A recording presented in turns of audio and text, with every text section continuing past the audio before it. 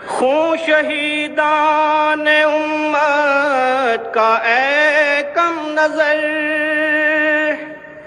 رائے گاں کب گیا تھا کہ اب جائے گا، ہر شہادت تیرے دیکھتے دیکھتے پھول پھل آئے گی، پھول پھل جائے گی۔ السلام علیکم ورحمۃ اللہ وبرکاتہ۔ سبحان اللہ وبحمدہ، سبحان اللہ العظیم۔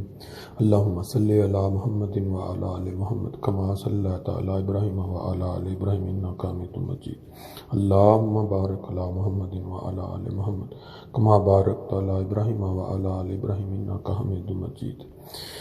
دوستو، ڈاکٹر حامد احمد صاحب امیر ضلع پشاور کی اطلاع کے مطابق ایک احمدی خادم مکرم کامران احمد صاحب ولد نصیر احمد صاحب آف سیٹھی ٹاؤن، جو کہ industrial estate Kohat road Peshawar میں جاب کرتے تھے، ان کو ابھی کچھ دیر قبل فیکٹری میں نامعلوم شخص نے فائرنگ کر کے شہید کر دیا ہے۔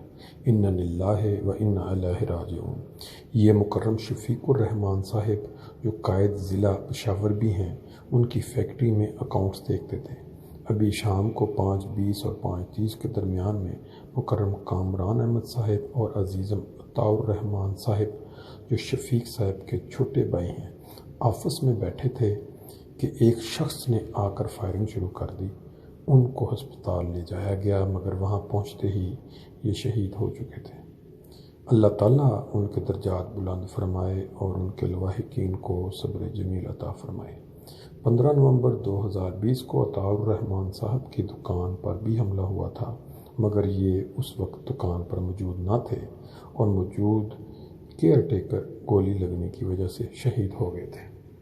دوستو، نئی ریاست مدینہ پاکستان میں ایک اور معصوم بے گناہ 40 سالہ احمدی کی شہادت، جس کا قصور صرف اتنا تھا کہ اس نے پیارے نبی رحمت العالمین حضرت محمد صلی اللہ علیہ وسلم کے بیان فرمودہ امام مہدی ہونے کے دعوے دار حضرت مرزا غلام احمد قادیانی کو سچا مان کر نماز روزہ کی پابندی اور خدمت انسانیت کو زندگی کا شیوا بنایا ہوا تھا۔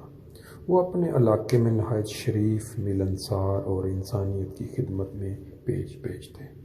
کامران احمد ولد نصیر احمد پاکستان سے محبت کرنے والے ان لاکھوں احمدیوں میں سے ایک تھے جن کے والدین نے یہ وطن حاصل کرنے میں جانوں کی قربانی دی۔ پھر 1965 کی جنگ میں وطن کے دفاع میں اپنی بہادری کے جھنڈے گاڑے، مگر آج کی ریاست مدینہ کے وزیر اعظم اور دوسرے حفاظت کرنے والے ادارے انہیں والدین کی جانوں کی قربانی اور وطن کے دفاع کے صلہ میں ہر دوسرے تیسرے ہفتے ایک نئی شہادت کے واقعہ کے باوجود تحفظ دینے میں ناکام ہو رہے ہیں۔ دنیا بھر میں احمدی آج کی شہادت سے غم میں مبتلا ہیں، مگر پھر بھی اپنے ملک کی سلامتی کے خلاف بد دعا نہیں کرتے، کیونکہ انہیں علم ہے کہ اللہ کے ہاں دیر تو ہو سکتی ہے مگر اندھیر نہیں۔ وہ ان ظالموں کو اس ظلم و زیادتی کا بدلہ ضرور دے گا، کس رنگ میں اور کب دے گا یہ اللہ جانتا ہے۔